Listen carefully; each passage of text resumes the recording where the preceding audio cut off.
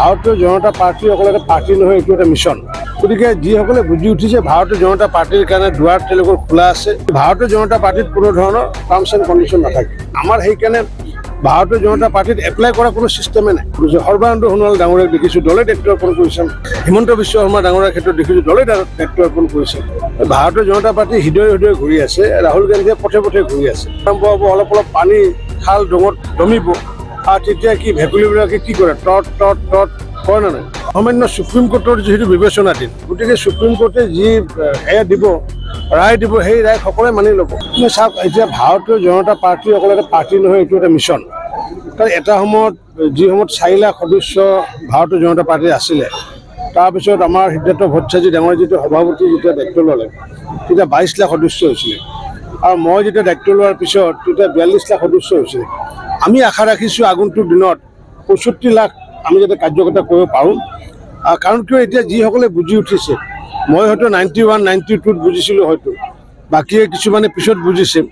গতিকে যিসকলে বুজি উঠিছে ভাৰতীয় জনতা পাৰ্টিৰ কাৰণে দুৱাৰ তেওঁলোকৰ খোলা আছে, আৰু এইটো এটা যিহেতু মিছন, আগন্তুক দিনতো ভাৰতীয় জনতা পাৰ্টিত মানুহে আকৃষ্ট হ'ব বা আহিব।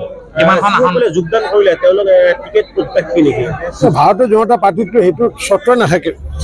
ভাৰতীয় জনতা পাৰ্টিৰ দেশ আৰু দলৰ প্ৰতি নিস্বাৰ্থ আৰু সমৰ্পিত মনোভাৱেৰে সেৱা কৰাৰ চৰ্ততহে তেওঁলোকক ভাৰতীয় জনতা পাৰ্টিত যোগদান কৰা হৈছে। তাৰ মাজত কোনোবাৰ যদি তেনেকুৱা সাংগঠনিক দক্ষতা থাকে সেইটো বেলেগ কথা।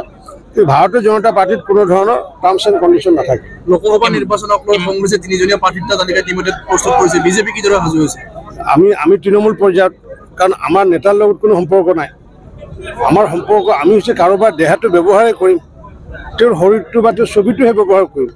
নিৰ্বাচন খেলিব কোনে? নিৰ্বাচন খেলিব আমাৰ পদুম ফুলে খেলিব, নিৰ্বাচন খেলিব ভাৰতীয় জনতা পাৰ্টি।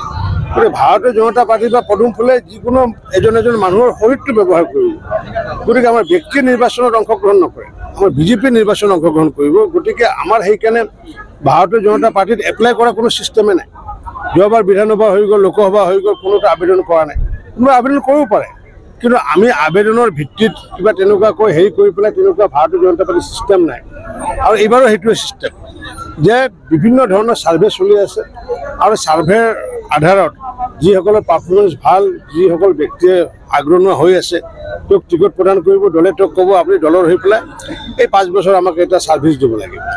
আমাৰ এনেকুৱা নহয় যে মন্ত্ৰী MLA হোৱাৰ কাৰণে, বিধায়ক হোৱাৰ কাৰণেহে হেৰি কৰিব, তেনেকুৱা নহয়। দলে দায়িত্ব অৰ্পণ কৰে, যিমানখিনি দায়িত্ব অৰ্পণ কৰি আহিছে মোৰ জীৱনত মই দেখিছোঁ দলে দায়িত্ব অৰ্পণ কৰিছে। সৰ্বানন্দ সোণোৱাল ডাঙৰীয়াক দেখিছোঁ দলে দায়িত্ব অৰ্পণ কৰিছে, হিমন্ত বিশ্ব শৰ্মা ডাঙৰীয়াৰ ক্ষেত্ৰত দেখিছোঁ দলে দায়িত্ব অৰ্পণ কৰিছে। গতিকে আমাৰ দায়িত্ব অৰ্পণহে কৰে। গতিকে আমাৰ দলৰ পৰা খুজি লোৱা বিষয়টো নাথাকে। বিৰোধী ঐক্যমঞ্চ প্ৰত্যাহ্বান হ'ব নেকি বিজেপিৰ? বিৰোধী ঐক্যমঞ্চ প্ৰত্যাহ্বান হ'ব নেকি?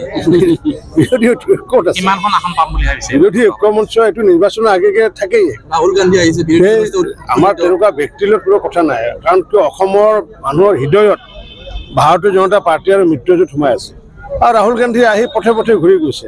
আমি হৃদয়ে হৃদয়ে ঘূৰি আছোঁ, ভাৰতীয় জনতা পাৰ্টি হৃদয়ে হৃদয়ে ঘূৰি আছে, ৰাহুল গান্ধীয়ে পথে পথে ঘূৰি আছে। গতিকে এইবোৰ যেতিয়া বাৰিষা যেতিয়া আহে, বাৰিষা যেতিয়া আপোনাৰ যেতিয়া বহাগ মাহত কি হ'ব, বৰষুণ পৰা আৰম্ভ হ'ব নে নাই?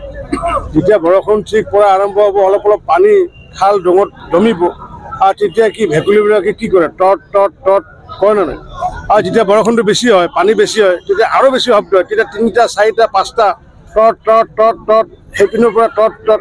আৰু যেতিয়া বাৰিষা শেষ হৈ গ'ল, ভেকুলীবোৰ নাই। গতিকে যেতিয়া নিৰ্বাচন শেষ হৈ যাব, এই বিৰোধী ঐক্য মঞ্চ, চতুৰ্থ মঞ্চ, পঞ্চম মঞ্চ, মৰ্চা ফৰ্চা এইবিলাক একো নাথাকিব। মন্ত্ৰী ডাঙৰীয়া কালি বিস্মিতা গগৈ বিজেপিত যোগদান কৰি এটা কথা কৈছিল যে ৰাজীৱ ভৱনত মহিলাই পিন্ধা ব্লাউজক লৈ আলোচনা হয়। সেইটো তেওঁলোকৰ কংগ্ৰেছৰ কথা কৈছে, গতিকে মোৰ সেইটো ক'বলগীয়া একো নাই। কাৰণ তেওঁ বাস্তৱ অভিজ্ঞতাৰ আধাৰত কৈছে, মই সেইটো ক'বলগীয়া একো নাই। কিন্তু ভাৰতীয় জনতা পাৰ্টিত নাৰীৰ সন্মান, পুৰুষৰ স্বাভিমান সকলোকে আমি একত্ৰিত কৰি পেলাই, কৃষকে হওক, নাৰীয়ে হওক, পুৰুষে হওক, বৃদ্ধই হওক, নবীনে হওক, প্ৰবীণে হওক, সকলোকে আমি একেলগে একত্ৰিত কৰি পেলাই দলটো আগুৱাই নি আছোঁ কাৰণে আজি এনেকুৱা পজিশ্যন পাইছোঁ। নহ'লে এটা সময়ত আমাৰ এই পজিশ্যন আমাৰো নাছিল। গতিকে দলটো চলি আহিছে দৰ্শনৰ আধাৰত।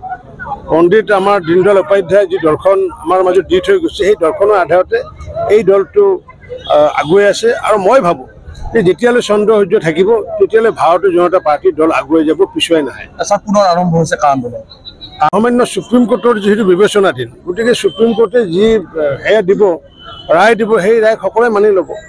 সেই ৰায় আমিও মানি ল'ম, সকলো কনচাৰ্ণ সকলোৱে মানি ল'ব। গতিকে এইটো লৈ পেলাই বিশেষ আমি আলোচনা কৰাৰ প্ৰয়োজন নাই, কাৰণ কিয় যিহেতু আমি সকলোৱে আইনৰ অধীনত, আমি যিহেতু আইন কোনো আমি অধিকাৰ আমি ল'ব নোৱাৰোঁ, গতিকে আইনে যি কয় আমি সেইটোৱে প্ৰণয়ন কৰিব লাগিব।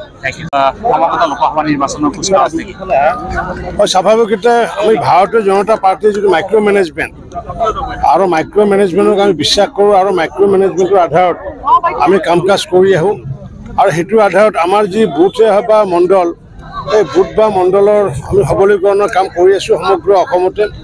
আৰু প্ৰতিটো সমষ্টিৰ কাৰণে একোজনকৈ হয় মন্ত্ৰী হওক বা বিধায়ক বা দলৰ কাৰ্যকৰ্তাক দায়িত্ব অৰ্পণ কৰিছিলে।